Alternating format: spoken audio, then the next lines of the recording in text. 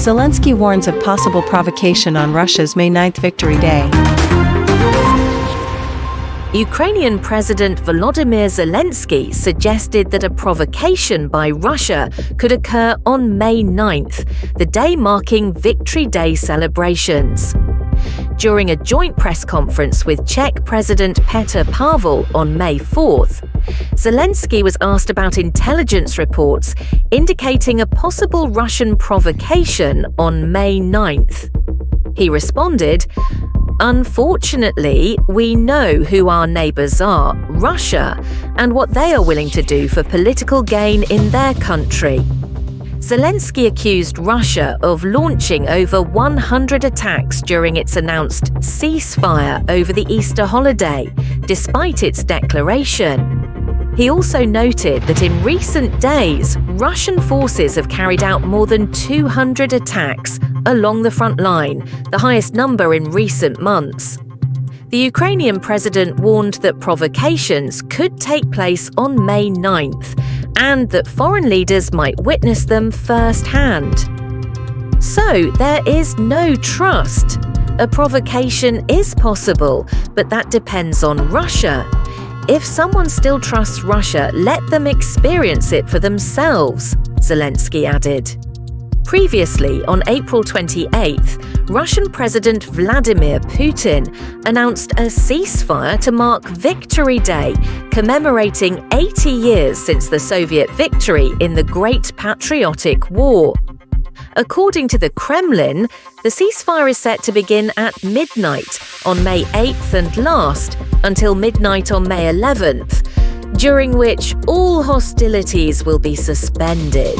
In response to Moscow's proposed ceasefire, President Zelensky said he would be willing to accept it only if the truce lasted for 30 days, citing the need for a long-term agreement rather than just a temporary pause.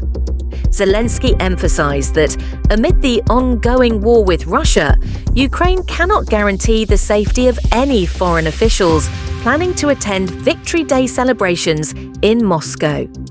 The parade is expected to be attended by numerous world leaders.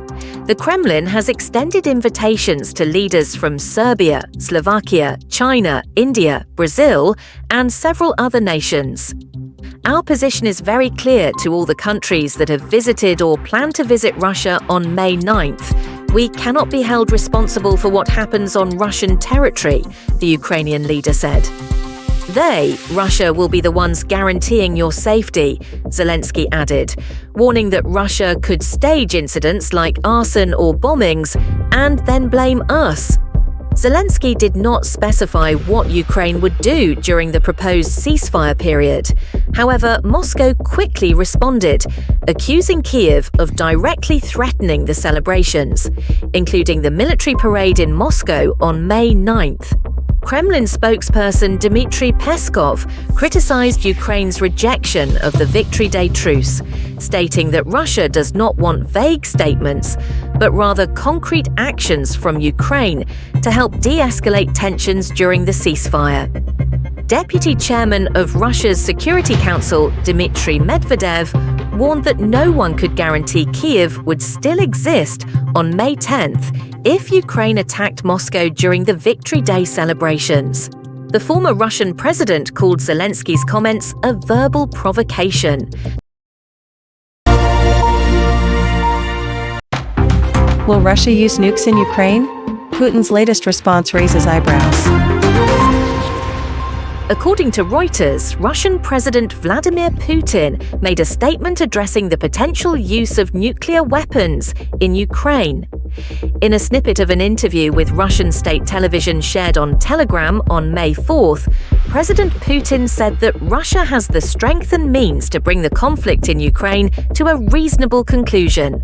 Responding to a TV reporter's question regarding Ukrainian airstrikes on Russian territory, Putin stated, "There is no need to use those nuclear weapons, and I hope they will not be used.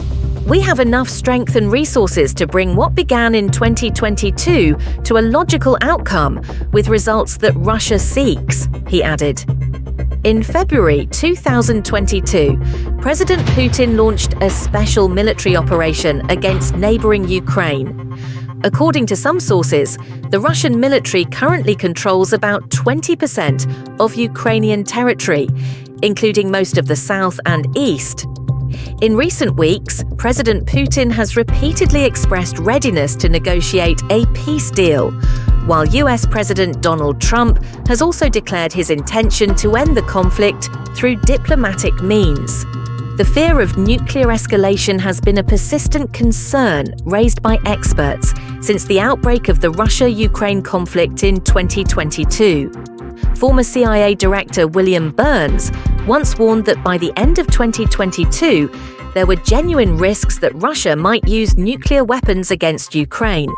However, such warnings remain speculative, as all parties continue seeking to resolve the conflict through diplomatic negotiations. In a related development, on May 3rd, US Vice President J.D. Vance stated that the war in Ukraine is unlikely to end anytime soon. He emphasized that both Russia and Ukraine must take responsibility for ending the conflict. In an interview with Fox News, Vice President Vance said, "It's up to them, Russia and Ukraine, to come to an agreement and bring this war to a close," while reaffirming that the conflict is not going to end soon. Vance also stated that US President Donald Trump is the only one who can help de-escalate the tensions between Moscow and Kyiv. Meanwhile, US Secretary of State Marco Rubio noted that a real breakthrough is needed in the conflict soon, or else President Trump may scale back efforts to end it.